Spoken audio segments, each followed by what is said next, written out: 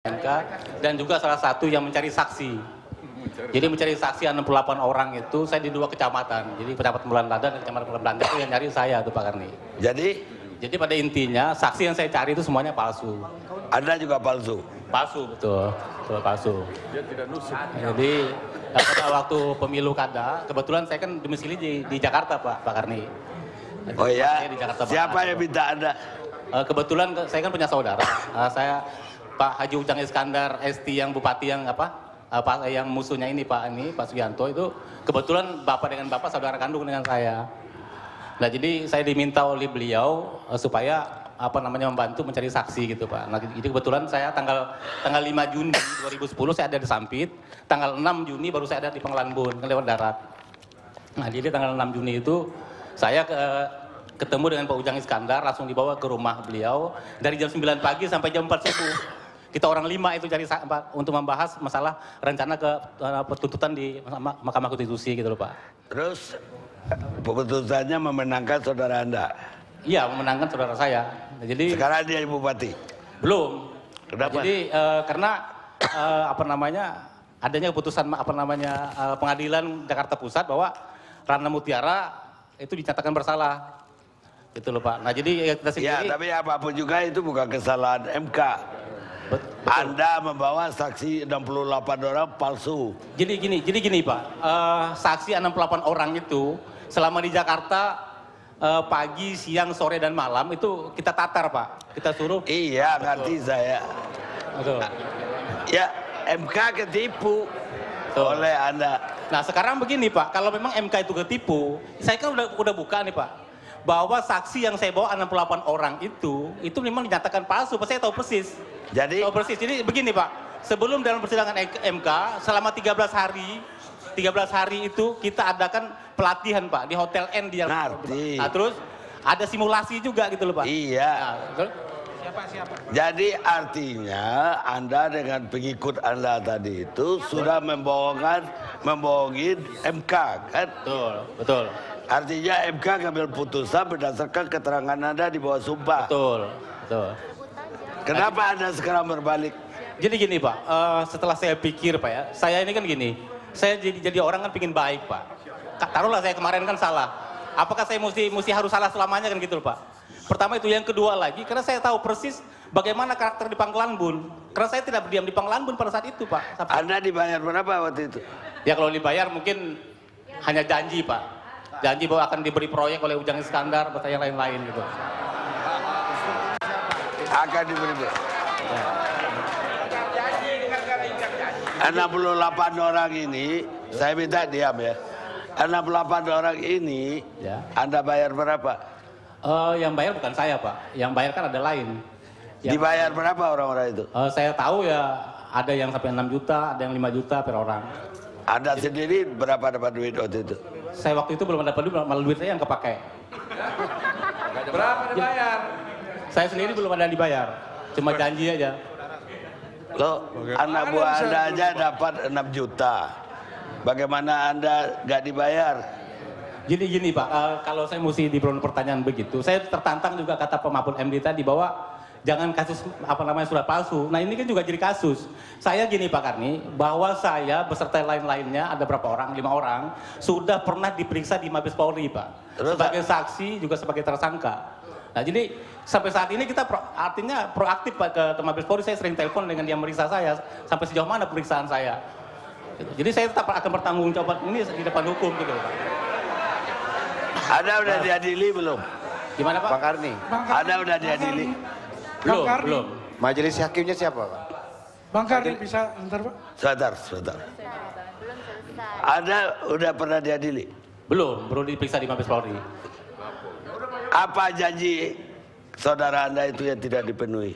Banyak janjinya Pak, jadi salah satunya proyek itu tadi. Ya orang dia belum jadi bupati, gimana dia kasih proyek? Gini Pak, beliau kan tadinya kan bupati Pak. Incumbent. Oh incumbent. Betul. Jadi masih menjabat dia sampai sekarang. Anda nggak dikasih proyeknya. Betul. Iya wajar Anda balik. Jadi gini Pak, makanya saya bilang tadi bahwa kasus ini sebenarnya cukup menarik. Kenapa? Karena kita sendiri ada beberapa orang kan, saksi juga ada saya bawa di sini, saksi yang di Mahkamah Konstitusi yang saya cari juga, betul ada 3 orang di sini. Terus Enggak, dia incumbent, jadi belum dilantik. Iya, maksudnya saksi kemari, ya apa dilatih juga untuk kemari? Apa? Tadi kan dia saksi ke MK dilatih. Ada dilatih untuk saksi juga. di sini, Ada dilatih nggak juga sama untuk pengacara atau siapa itu? Iya. Pak Bambang Wijayanto, Pak. Pak Karni, tolong Pak, yang tadi Pak. Ini menyangkut satu nama yang kita sangat kenal dan akan, kalau orangnya benar, Bambang Wijoyanto siapa yang Anda maksud? Pengacara, Pak. Pak Bambang Wijayanto yang apa? Pengacara Jakarta. Ya, Jakarta. Yang calon ketua KPK itu? Betul. Bagaimana? Bagaimana ceritanya, gimana coba? Ini begini Pak, sebenarnya saya mau bercerita. Saya maaf Pak, sebenarnya saya tahu saya salah Pak. Tapi kalau saya bercerita selalu dipotong, gimana saya mau menjelaskan kepada halayak kan gitu loh Pak. Ya udah, apa yang Anda mau katakan lagi? Ini gini, makanya tadi kalau memang ada Mahkamah Konstitusi katanya itu adalah keputusannya final dan mengikat, tolong Pak diingat juga bahwa saya ini selaku pelaku sejarah bahwa itu adalah palsu gitu loh Pak. Kenapa kita berapa kali Pak simulasi Pak, dipimpin oleh Pak Bambang Wijayanto berapa kali simulasi? Itu kita udah ngerti. Betul. Jadi yang simulasi itu yang pimpin Bapak Wijayanto. Betul, juga jangan skandal. Pak, Bang Ari. kita pengen Ari. tahu Pak, polanya, tolong saudara siapa nama Anda itu? Kusniadi, Ini Pak. Ini Kusniadi. penting bagi kami, karena Tunggu kan dulu. itu sebuah proses. Ya. Itu prosesnya bagaimana gitu? Anda itu disuruh apa dan bagaimana gitu? Jadi gini Pak, makanya tadi kita, kalau mau saya jelaskan kan kalau dipotong bagaimana saya mau jelaskan. Saya sudah pernah lapor juga Pak ke Mabes Polri, terus ke Anda Komisi ceritakan 3. saja ini, sekarang Anda disuruh apa dan bagaimana gitu? Jadi gini, saya disuruh mencari saksi untuk di persidangan MK. Nah saksi ini kan semuanya kan kita doktrin Pak. Kita doktrin, kita arahkan, kita sekolahin, kita simulasi gitu loh. Asal Bapak tahu ini juga ada aliran dana Pak ke Mahkamah Konstitusi. Berapa lama? Aliran dana Pak, 2,4 itu melalui rekening Tengku Kemarul Pak ke Akil Mutar. Ya. Jadi supaya ini jelas semua. Sekarang, Nah, ini buktinya nih. sekarang, Ini kita sekarang untuk saksi di sini, saudara dilatih apa tidak? Gimana Pak? Untuk saudara saksi di sini menyatakan apa saudara juga dilatih? Bukan Pak, saya saksi Pak. Iya, saudara datang kemari, siapa yang menyuruh? Bagaimana saudara bisa datang kemari? Dibayar? Oh saya sudah dibayar Pak. Siapa yang menyuruh saudara datang kemari? Siapa yang mengundang? Kasih tahu juga diundang sama.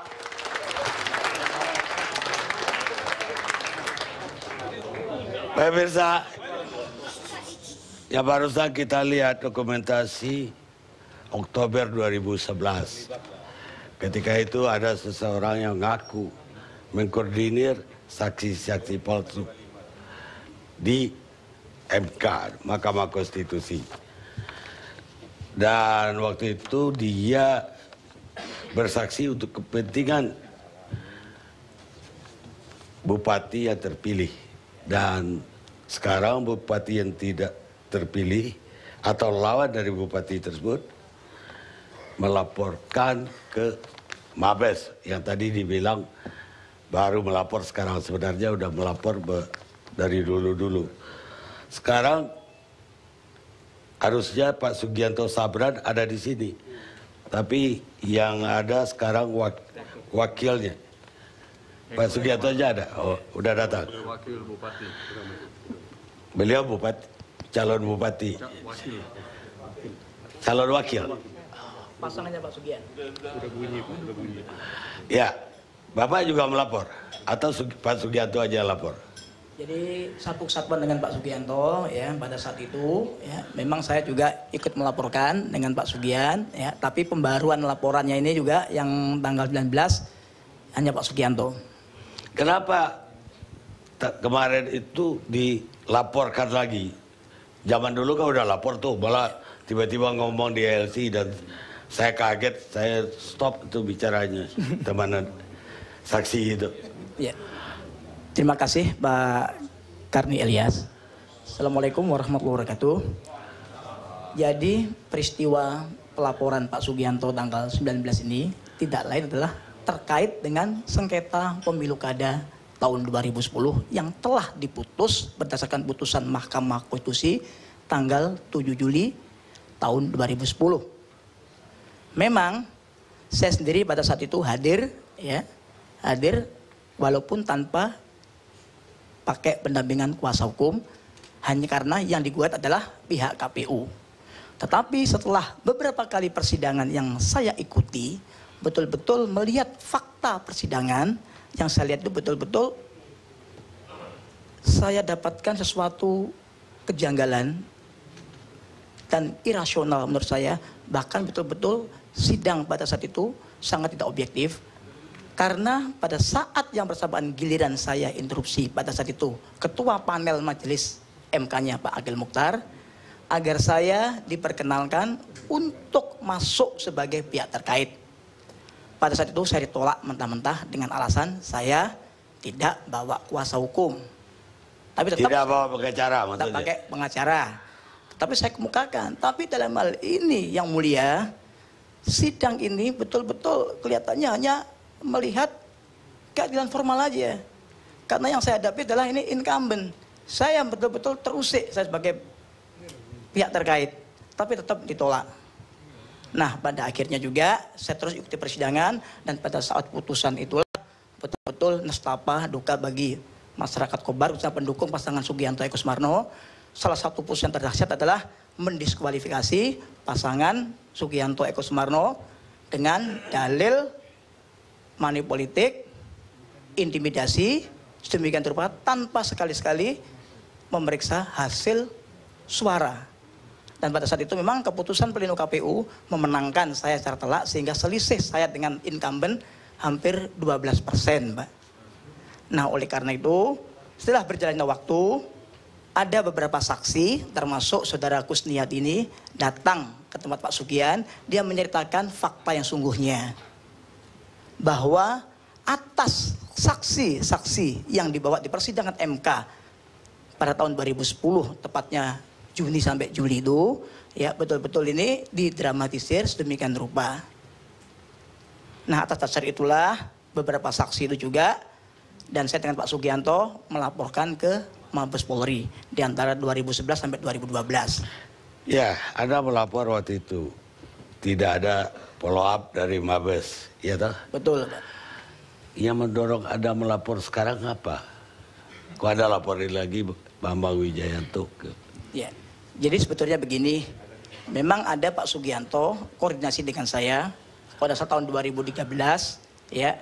Ini kondisi saudaraku Pak Eko Sumarno, kita melihat kondisi ini masih belum memungkinkan karena situasi politiknya masih kayaknya laporan-laporan kita ini ditindaklanjuti tapi masih jalan tempat. Kita melihat kepentingan masyarakat banyak Kota Waringin Barat. Kalau ini keadaannya masih begini, kita stagnan juga, kita tetap berjuang untuk menegakkan keadilan, walaupun tinggal sejengkal saja. Tetapi, saya tepat gimana kalau kiranya kita cabut, Pak Eko? Oke, Pak Sugian, masalah pencabutan, ini kalau tidak salah, karena saya juga background seorang hukum juga, ini kan masuk dalam kategori delik biasa, dan bukan delik aduan. Karena termasuk tindak pidana umum lah. Tapi kalau untuk pencabutan demi perasaan keadilan masyarakat Kota Waringin Barat, ya, sambil ya kita diskusikan dengan kuasa hukum kita ini, ya monggo aja. Tetapi itu tergantung penyidikan, apakah hal itu mungkin atau tidak. Dan selanjutnya itu menjadi bagian Pak Sugian. Dan saya di sini juga dimandatkan oleh beliau untuk mewakili beliau juga dalam satu pasangan, karena beliau malam hari ini juga tidak bisa hadir karena ada sesuatu hal yang... Tapi Anda perlu menjawab, yang mendorong Anda setelah BG ditetapkan jadi tersangka, tiba-tiba Anda nggak ada hujan, nggak ada angin, datang ke Mabes, melapor lagi ke Mabes Polri. Tentunya... Ada yang nyuruh? Tidak. Tidak ada yang menyuruh, Pak. Bagaimanapun juga, sebagaimana dikatakan oleh Pak Kadif Humas tadi ini, pelaporan itu adalah bagian hak hukum masyarakat. Bukan, apalagi Anda udah pernah melapor, tidak ya, di-follow up-in. Tiba-tiba lagi kisru urusan BG, Anda melapor lagi. Melaporkan lagi. Dan kayaknya langsung disambut oleh Mabes. Ini yang nyuruh, ada mendorong Anda lah. Gak usah yang nyuruh. Kalau nyuruh Anda gak bakal ngaku deh. Islam Bang Karni, tidak ada yang menyuruh dalam ini. Karena ini saya juga menangkap ini sesuatu yang harus kita tegakkan lagi. Karena dalam istilah hukum itu dikenal tegakkan hukum walaupun besok hari kiamat. Vivat justitia et pereat mundus.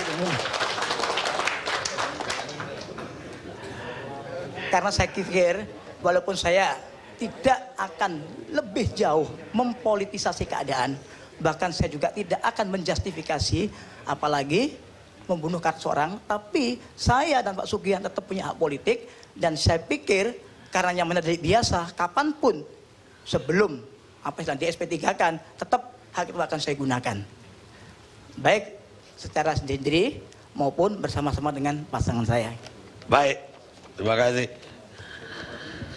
Sekarang saya ke Pak Abdullah Eha Mahua. Pak, tadi pertanyaan ke KPK, ya bukan KPK Pak, pensiunan KPK semua saya tanya nih. Karena KPK-nya saya undang, nggak ada yang datang. Gimana melihat penyidikan terhadap apa BG dan melihat tiba-tiba BW ditangkap malah bukan jadi tersangka toh. Dan ditangkap itu sehubungan dengan laporan pelapor yang barusan. Dan itu 3 tahun lalu pernah menggemparkan ketika BW dicalonkan. Makanya tadi saya stop setelah nyebut nama Pak. Diskusi 2011. Karena waktu itu lagi dibicarakan di DPR BW. Sekarang bagaimana Pak Abdullah melihatnya? Pertama, kasus BG itu pull bucketnya 2013. Jadi SOP di KPK itu, kalau waktu masih edisi beliau, itu Dumas langsung melakukan pull bucket, dapat petunjuk apa, dipresentasikan gelar perkara, kemudian mendapat petunjuk yang kuat, penyelidikan. Tapi waktu KPK Jilid 2, itu berubah SOP itu. Bahwa Dumas tidak boleh melakukan pull bucket sebelum menyampaikan program atau semacam proposal kepada pimpinan. Sudah baru pull bucket. Jadi kasus BG pull bucket 2013. Tidak ada kaitan dengan Kapolri. Tidak ada kaitan sama sekali. Karena itu 2013. Ya. Nah, sampai kemudian 2014 meningkat menjadi penyelidikan. Kemudian 2014 ini juga menjadi 2015 menjadi tersangka. Menurut saya ini bukan persoalan antara kepolisian, kejaksaan dan KPK. Tapi ini adalah pertarungan antara koruptor dan lembaga penegak hukum. Yang mereka memanfaatkan kelemahan dari masing-masing instansi penegak hukum itu. Indikatornya adalah 75% pemilu kada di Indonesia itu diselesaikan di MK. Dan berapa banyak teman-teman Pemda dan DPR itu yang diambil oleh penegak hukum, baik KPK maupun kepolisian kejaksaan. Nah oleh karena itu maka kalau lembaga penegak hukum tidak hati-hati dalam melihat persoalan ini, maka ini adalah awal dari kritis betul, super kritis pemberantasan korupsi di Indonesia. Sebab sebagai mantan penasihat KPK yang selalu saya kampanyekan di dalam internal KPK harus taat asas, maka kita harus taat asas. Kalau perkara ditangani oleh kepolisian menurut undang-undang, baik kejaksaan maupun KPK tidak boleh menangani. Hanya KPK mempunyai satu kelebihan oleh undang-undang, bisa koordinasi dan supervisi. Waktu kasus rekening gendut, ribut LSM supaya tidak jeruk makan jeruk, disarankan ditangani oleh KPK. Tapi teman-teman di kepolisian menangani, dan KPK menghormati itu. Dan itu berjalan. Sampai kemudian sudah selesai, 2013 ada laporan dan kemudian pull bucket. Jadi kalau misalnya ada persoalan, ini ada kawan dari Komisi 3, saya juga mantan pansel pimpinan KPK, itu pansel itu mendapat bantuan dari kepolisian, kejaksaan, BIN, LSM, pers, mahasiswa untuk tracking dari mulai mahasiswanya sampai Dan itu lolos di pansel sampai di Komisi 3 DPR. Itu juga saksi hidup, saya ikut fit for test di Komisi 3. Ada anggota dewan yang menanyakan tentang kenapa saya kabur ke luar negeri waktu zaman Orde Baru. Artinya itu laporan masuk dan di follow up. Kenapa yang ini tidak masuk?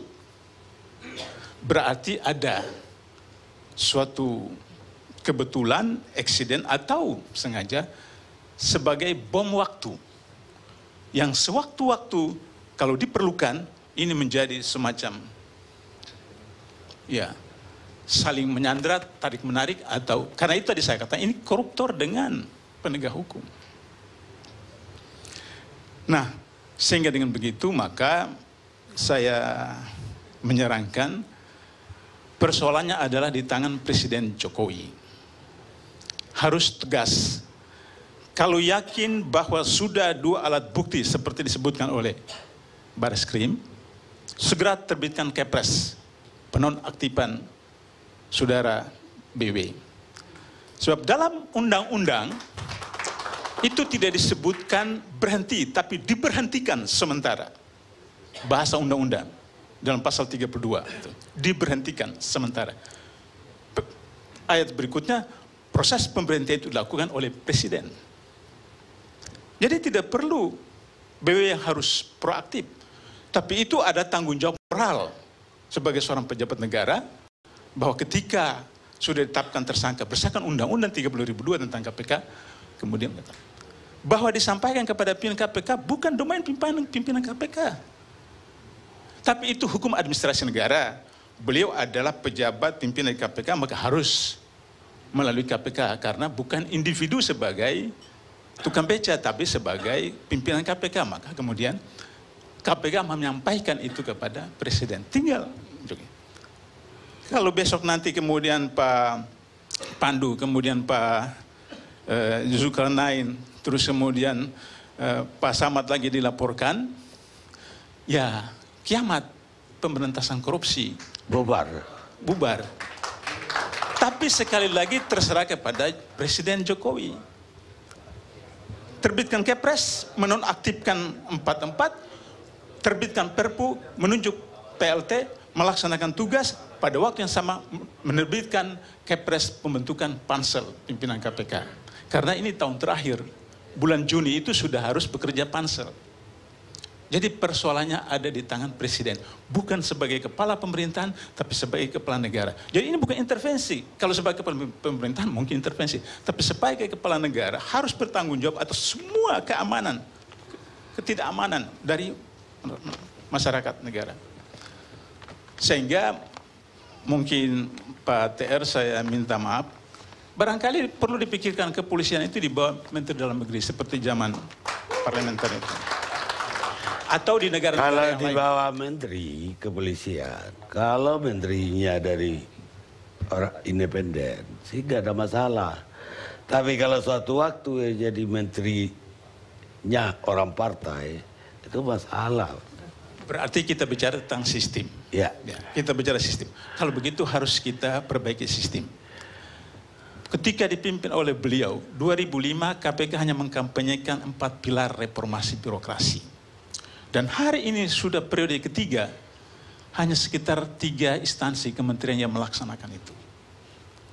Kenapa? Ya karena tadi, corruption fight back itu istilah beliau.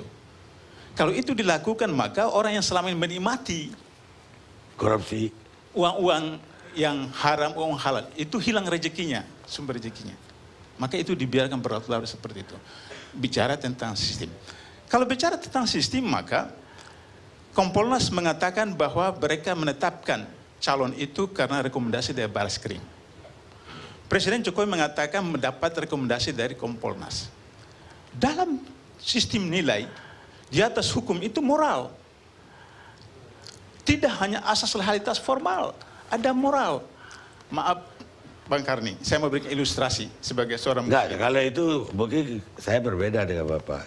Kalau dalam pelajaran saya sosiologi hukum, nilai susila, nilai moral, itu justru di bawah hukum.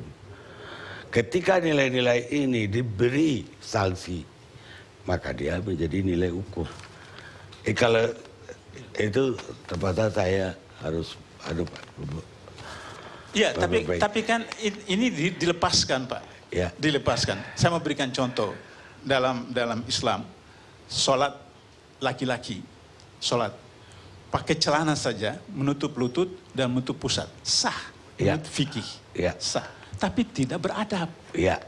tidak bermoral. Nah, disitulah proses moral hukum harus menyatu dengan asas legalitas formal, seperti itu. Ya, kalau itu benar. Kalau Sehingga dengan begitu maka persoalannya adalah ketika Pak Presiden mengatakan rekomendasi dari Kompolnas, padahal sebelum penyusunan kabinet beliau meminta pendapat dari KPK. PPATK, KPK dan lain. KPK memberikan catatan itu. Kenapa? Nah, jadi ini kan seakan-akan suatu proses yang ya aneh lah begitu. Terus aneh. Jadi terus kemudian teman dari Kota Waringin Barat itu tiba-tiba kesadaran hukumnya sedemikian rupa, terus datang lagi melapor yang kasus 2010 itu sudah selesai. Jadi saya minta pertanggungjawab teman-teman di Komisi 3, kenapa itu dibiarkan lolos seperti itu. Waktu itu. Ya, waktu itu. Padahal ada anggota DPR Komisi 3 Ya. ketika saksi tadi itu ngomong, Pak. Ya. Tapi nggak ada yang mempersoalkan. Termasuk siapa namanya dari Nasdem tadi? Faisal, Akbar Faisal. Kan ada tadi. Dari oh ya, Nura Jaman. Tapi mungkin begini, Pak.